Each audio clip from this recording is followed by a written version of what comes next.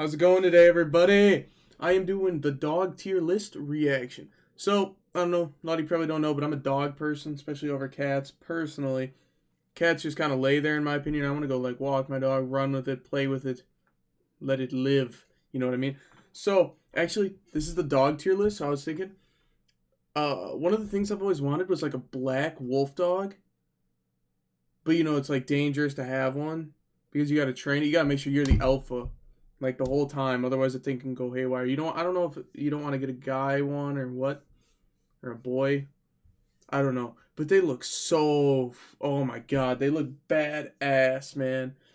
Those wolf dogs, dude. I've had German shepherds, huskies, and black labs, so I've had my fair share. But we are going to jump on in and see what this has to say.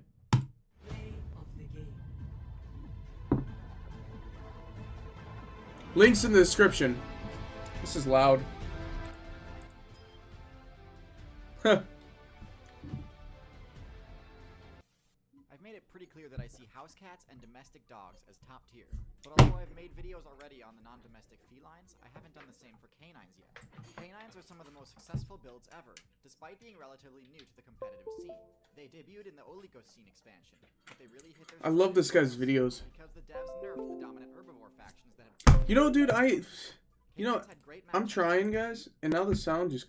less tanky herbivores like deer, cows, and Sorry. horses, and so canines were able to expand from North America. And Headset died. I started getting spam messages. Antarctica.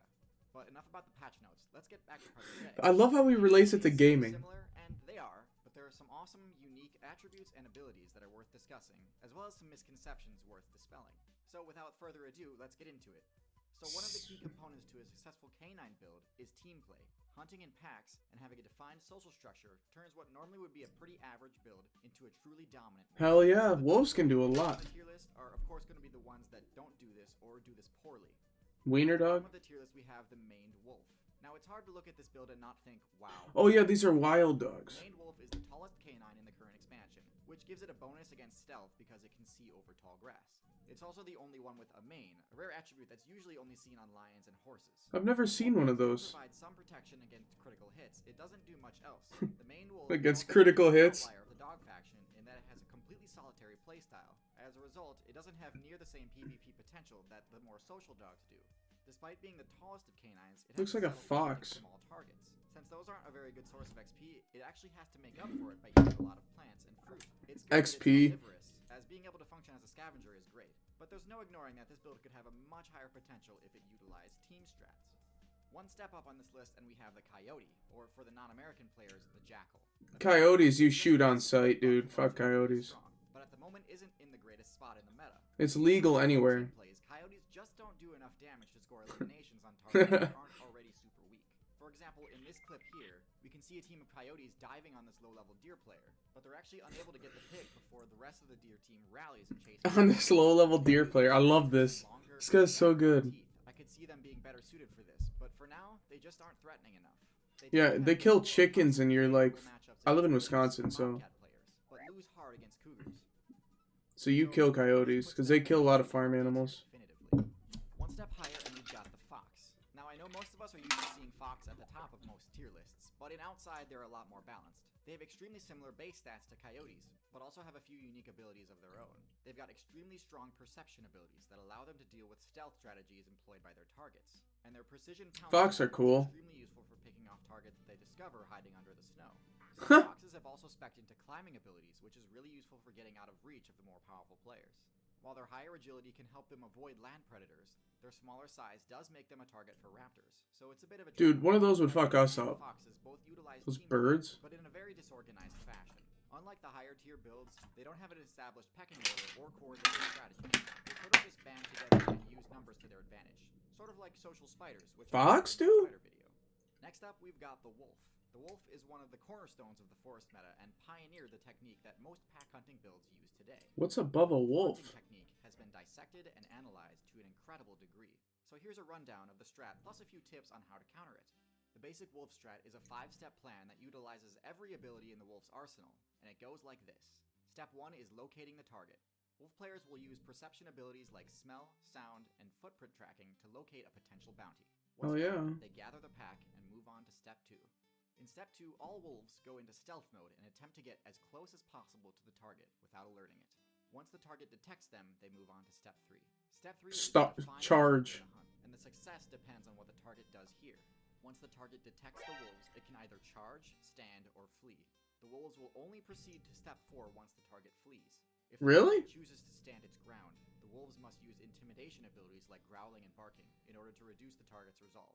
If the intimidation succeeds and the target flees, step 4 is triggered. Step 4 pits the mobility stat of the target against the mobility stat of the wolves. This step is also when the wolves will attempt to isolate the target player from their Dude, they're taking those If down? the wolves manage to catch up to the target, the final step begins. I feel like that thing's got so much weight it could hit. Wolves rely on their bite move to inflict damage. Wolves are The size of the badass, target man. determines where they'll try to land a hit. Against midweights, wolves will go for a crit by attacking the throat. If this succeeds, it should result in a one-shot kill. Against heavies, they actually won't go for a crit at all, because heavies can one-shot wolves if they aren't careful. Going for a crit puts them in That's what I'm range of saying. attack, so Yeah. usually wolves will opt to attack the hindquarters since it's safer. Since they can't crit by attacking the hindquarters, it generally takes 3 successful bites in order to deal enough damage to inflict the bleed status effect. This drains the target's stamina and health over time, eventually leading to a game over for them. It's awesome that wolf mains have made their strategy guide available to new players, but doing so also allows players to learn the matchup and develop counterplay options. Here are some of the best ways to combat the 5-step wolf strat. The first is to spec into some high-level stealth abilities. Wolves actually have a relatively weak sense of smell, so camouflage is actually really useful against them. A good stealth player will be able to stop the hunt at step 1. If stealth doesn't work with your build, you can stop the hunt at step 2 by detecting them during their stealth phase. Strong perception abilities will easily cause the wolf's mediocre stealth to fail against you. For example, wolves would pretty much A never giraffe. to successfully get within a dangerous range against a giraffe.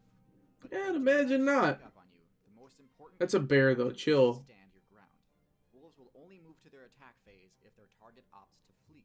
A player who opts to defend drastically increases their chances of success, since the wolf's only option at that point is to use its rather weak intimidation abilities. If wolves had access to roar, like lions and tigers do, they'd be really tough to deal with. But since they Requirement, don't, it's Panther really easy to class. resist the Panther. intimidation attempts, especially in a group. In fact, a heavy player can end the encounter pretty quickly by using their own intimidation abilities, like charge. So even though wolves do have a pretty solid offensive strategy, players with good fundamentals and matchup experience will be able to thwart their plans most of the time. And so wolves, much like birds of prey, function as the gatekeepers to the higher tier, and are placed solidly in A tier. The highest ranked canine build, other than domestic dogs of course, which I've already covered in another video, is the African Painted Hound. This What? build follows a very similar What is strategy that? to the wolf, but has stats and abilities much better suited. It's got a lot more Its stealth. higher stealth allows it to get closer before being detected, and its higher speed reduces the chance that it's Oh, that's a hyena, Their right? sharper teeth deal more damage, and their highly sophisticated social structure is actually built around propping up the weaker members, rather than simply funneling the best loot to the highest ranking members.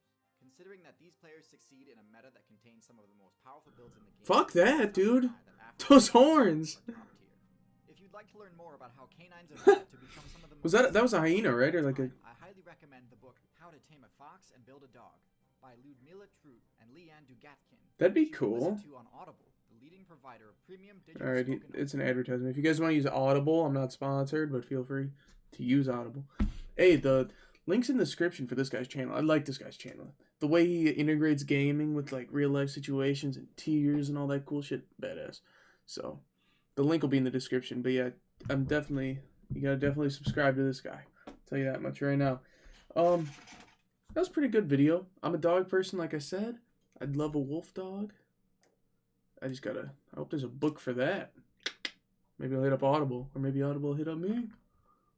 Yeah, my 300 subs. Hit me up. Hey, guys, but I'm going to head out on that note. Peace out. Have a good day. And thank you for watching.